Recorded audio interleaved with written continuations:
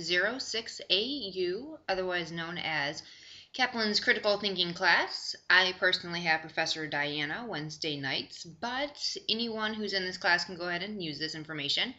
We're on Unit 2 right now, and we are moving on to the terminology of different types of arguments. All right. We already did inductive and deductive, and like we said before, these are the two categories of arguments. Now we're going into a little bit more specifics here. All right, I'm going to start off with narration. Narration, as everybody learned, is simply a story. We've known this for our whole lives. It's pretty self-explanatory, but let's just go through it. Usually narration is done in chronological or time order, okay? So, for example, I tell you a story about Chelsea and her struggles of being a single working mom working for a company that doesn't have any maternity leave benefits, okay? She doesn't have much in savings, so she's forced to go back to work just 2 weeks after delivery. I show the outrage of the situation, I tell her heart-wrenching story, and I pull your heartstrings. Or I work the pathos angle, as we'll be learning in the next chapter exactly what that means. Just keep it to the side for now. This is really good for news stories and to appeal to people everyday life on a personal level. You can kind of relate to her.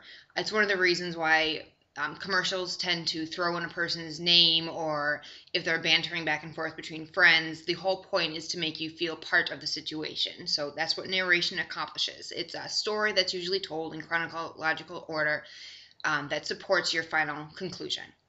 Descriptive arguments, just like it sounds, it uses more of a visual basis as opposed to a written basis or a verbal basis. So we might be using charts or pictures or videos or any type of visuals, showing statistics presented in a pie chart, for example, to show how many people don't have maternity leave, okay?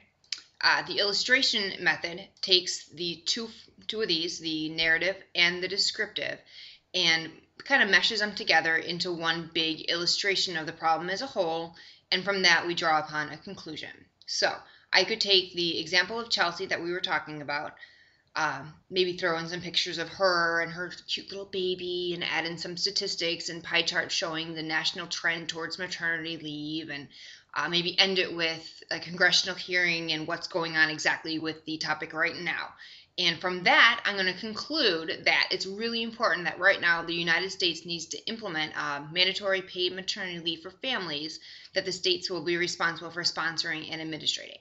All three of these, the narrative, the descriptive, and the illustrative that we just talked about, usually typically are used together and are used to appeal to the emotional side of an argument all at the same time. Instead of being rational and straightforward, they kind of tug at your heartstrings. They're the puff piece of the news industry sometimes, per se, okay? All right. Now, to me, this is absolutely positively the most confusing type of argument, and that is refutation. And I think it's because when I first started thinking about it, I didn't think of it correctly. I thought of it as, if I want to refute something, how do I start my argument? Well, you can't really start an argument until you're refuting someone else's point of view. Like if you say hamburgers are the best food out there and I disagree with you, then I can refute your statement. If you haven't made a statement or there isn't a view already, you can't really refute anything. So once I got that concept down, I was able to understand exactly what refutation means.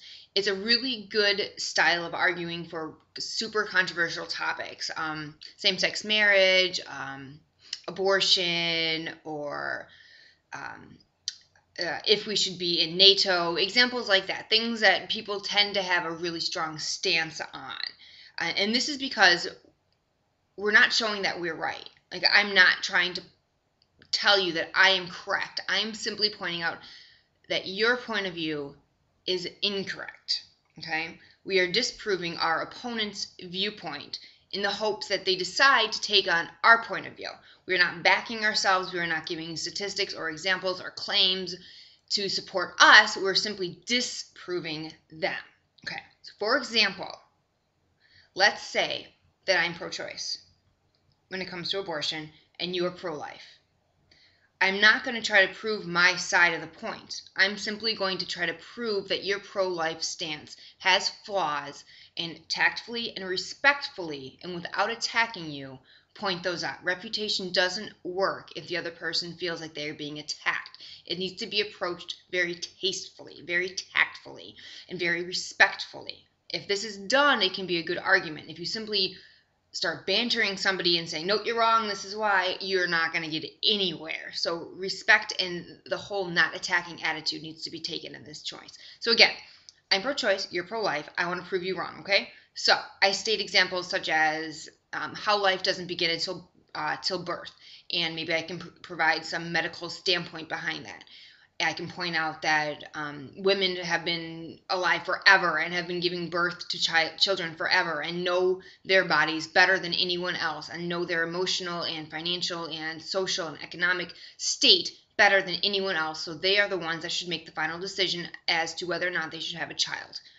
Notice that I'm not saying anything that has to do with pro-choice. I'm not stating anything that backs my point of view. I'm simply proving that your pro-life stance is incorrect. That's the whole point of the refutation, is to refute what you're saying, not to back my point of view.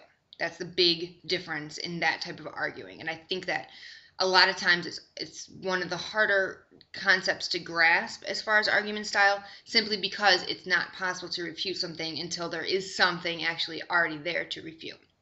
Okay, moving on. Next, comparison, just like it sounds. We're focusing on the similarities and the differences. We're comparing and contrasting different sides of an argument. The main point of this is just to simply make us think, okay?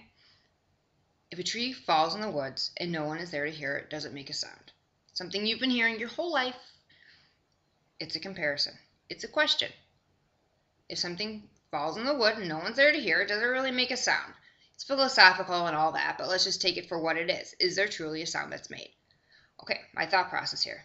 Of course there is. It fell down, boom, there's a noise. Simple. But what's actually meant by a sound? How do we know that it made a sound? If there's no one there to witness it, did it really?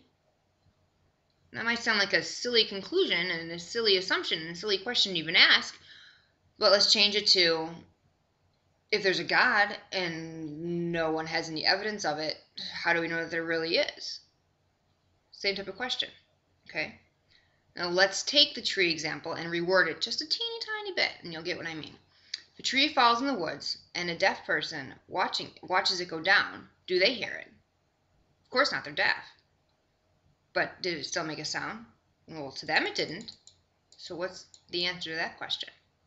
The whole point of critical thinking and the point of this class is about thinking and analyzing and learning to analyze and sometimes even overthink things. You can make the simplest topic complicated if you overthink it. But right now in this stage of critical thinking and what we're learning, that's the most important thing. We want to think, we want to analyze, we want to question. Which is why contradictions are one of my favorite types of arguments out there. These are most valuable when all we want to really do is make somebody think. We want them to catch the contradictions that we're saying and think about them and why we made them. Were they purposeful? Were they accidental? Think of politics. How many times do politicians contradict themselves and not mean to? But those little contradictions are what is caught by the news media and what make us think and make us question our politicians and their motives and who we put into office. It's taking an idea and thinking it through instead of just taking it at face value.